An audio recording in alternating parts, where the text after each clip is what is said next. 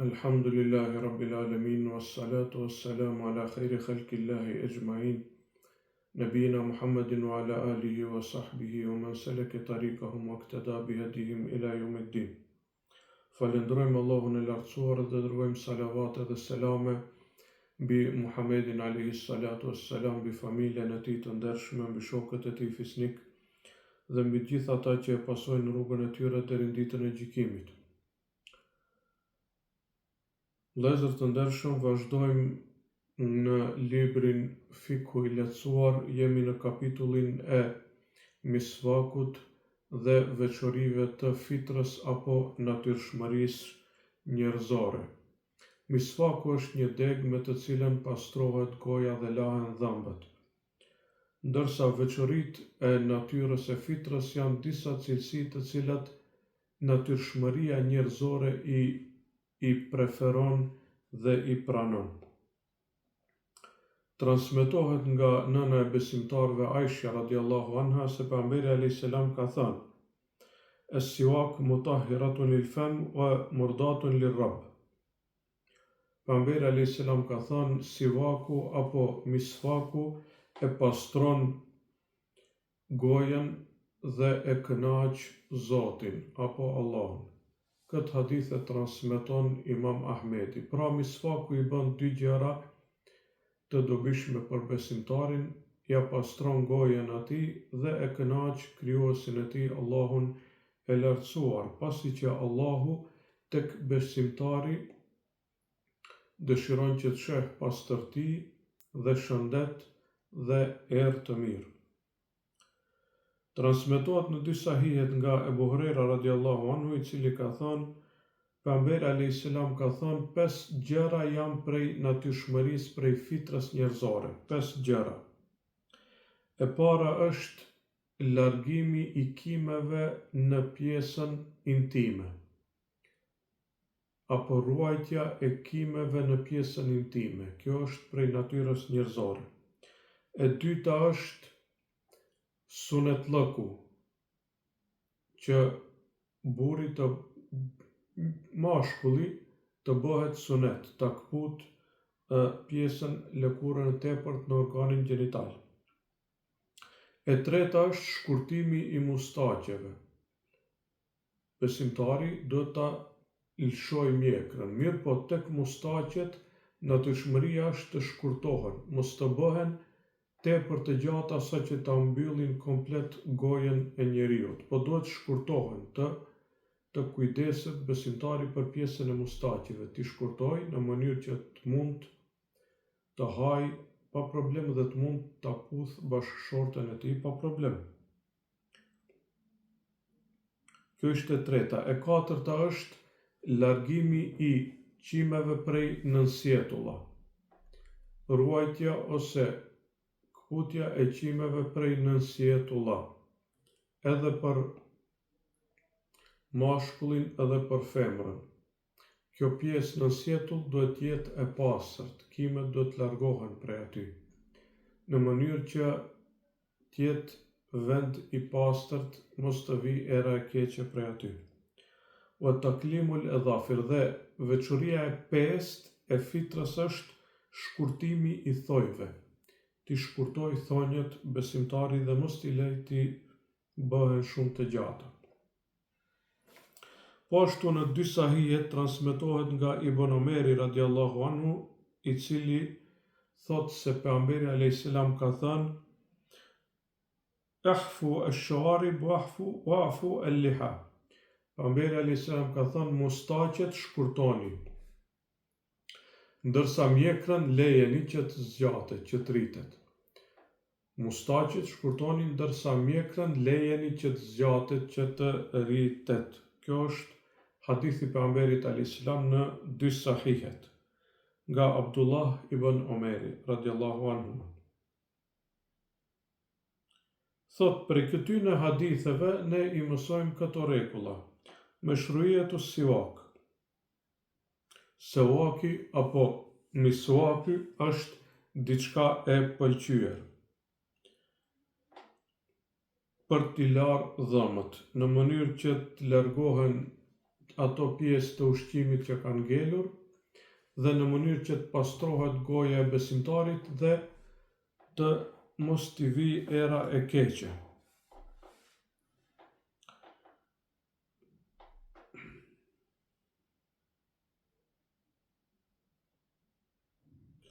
Thot ky dietar, në lidhje me misvakun, qartësimin e tij dhe vlerën e tij dhe nxitjen për ta përdorur, janë transmetuar ndoshta më shumë se 100 hadithe, që tregon rëndësinë e madhe që Muhamedi a.s. i ka dhënë misvakut apo larjes së dhëmbëve, pastrimit të gojës.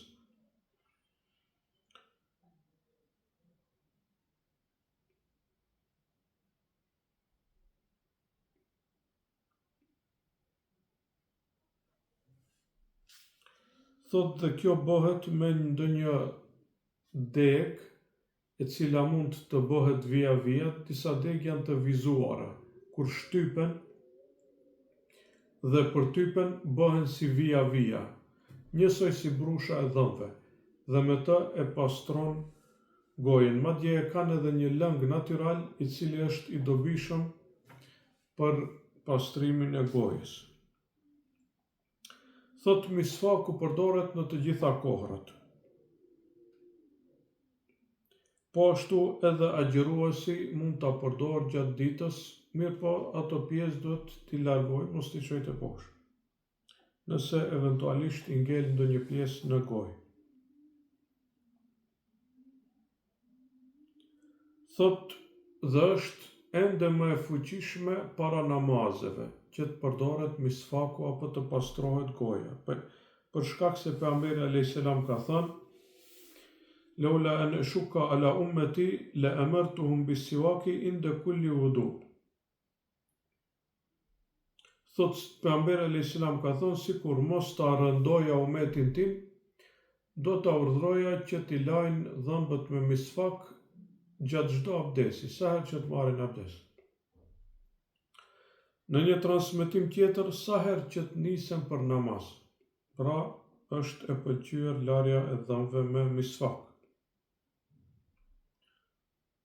Po ashtu tash kemi edhe brushën, kemi edhe pasta të ndryshme të dhëmbëve. Është mirë pra që besimtarit i laj dhëmbët mbas ushqimit para namazit, kur zgjohet mëngjes, kur bie me fletë mbrëmje, pra të mundohet që gojën e tij ta maj pastër dhe t'i laj dhëmbët.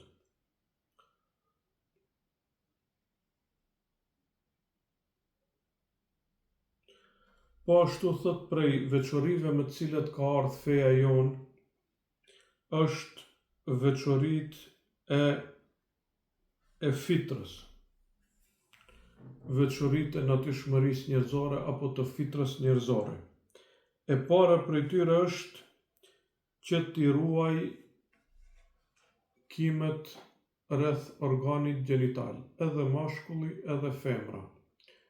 Duhet që t'i largojnë kimet rreth organit gjenital. Dhe kjo thot e shton zbukurimin dhe pastërtinë tek besimtari. E dyta është sunetlëku apo sunetia, që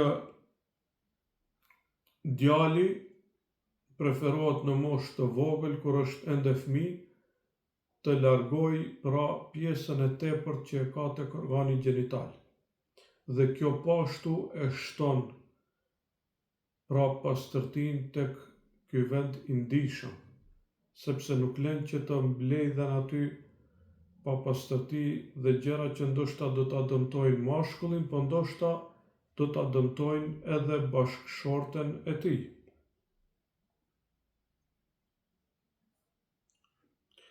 Dhe thot këtu ka një prej dobive më të mëdha është pastërtia e organit gjenital.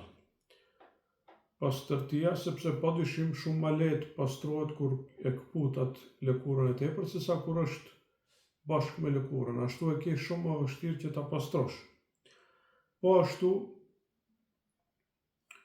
dhe dobi tjera, pastërtia është një nga më kryesoret pra. Veçoria e tretë e natyrshmërisë është shkurtimi i mustaqeve dhe lëshimi i mjekrës. Padyshim se mjekra është bukuri për besimtarit, është traditë e pejgamberit alayhis salam, madje është edhe urdhër i Muhamedit alayhis salam, andaj dietarët thonë se lëshimi i mjekrës është obligim apo vajxhib, sepse pejgamberi ka urdhëruar. Dhe kur i kanë ardhur disa persian me mjekra truara dhe me mustaqe shumë gjata, pejgamberi nuk ka desht as t'i shikoj, sepse ju kanë dukur shumë jo normal dhe shumë të shëmtuar. Ka thonë, kush ju ka urdhëruar kështu të dukeni? I ka pyetur, ka thonë, na ka urdhëruar ai kryesori jon, ka thonë, Zoti më ka urdhëruar që mjekrën të arriti ndërsa mustaqet t'i shkurtoj. Dhe kjo është natyrshmëria e burrisë dhe natyrshmëria njerëzore. Për këtë shkak, kur vjen kultura e dikujt në kundërshtim me fenë e Allahut, i jepet përparësi fesë së Allahut. Pa marrë parasysh nëse kultura e një vendit është që të ruhet mjekra, besimtari i jep përparësi fesë së Allahut dhe e mban mjekrën. Sepse në këtë rast kultura bie ndesh me fenë e Allahut. Thot, veçoria e katërt e fitrës është shkurtimi i thonjve, pra e përmendëm këtë.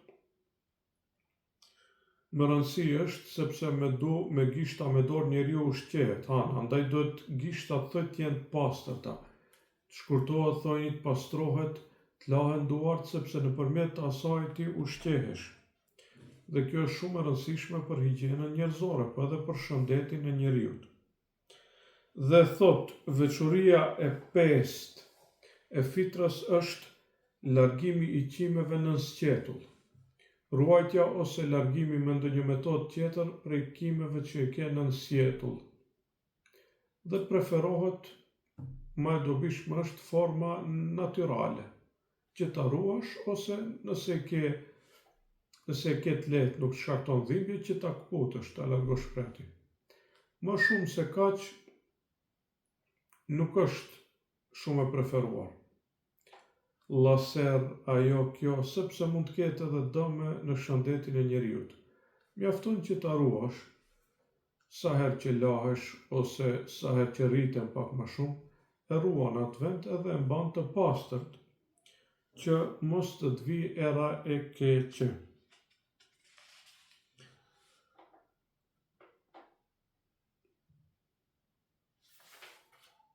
Tash në disa kultura e konsiderojnë se është burri t'i lash këto qimet në sqetull, mirë po edhe kjo pashtu është ndesh, bie ndesh me fenë e Allahut. Nuk është burri që t'i lash qimet në sqetull, burri është që ta mbash mjekrën.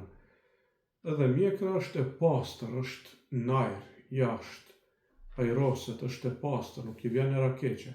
Ndërsa këtu në sqetull qimet janë të ngulfatura, në mes lëkurës, i vjen era keqe për një kohë të shkurt, djersohet edhe vjen era shumë keqe, po edhe pa pastërtia mbledhet, ma zor pastrohet për aty. Andaj, subhanallah, shikoni, feja Allahut përputhet pra me pastërtin, me natyrën njerëzore, me burrinë e njeriut, dhe padyshim se është më e saktë se sa disa tradita të çuditshme të vendeve të ndryshme.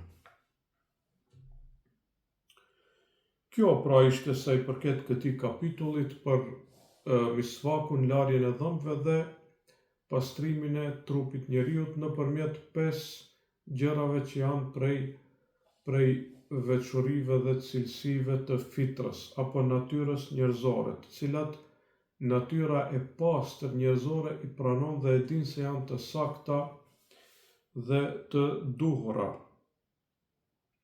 Me kaq po përfundojmë. Assalamu alaikum wa rahmatullahi wa barakatuhu.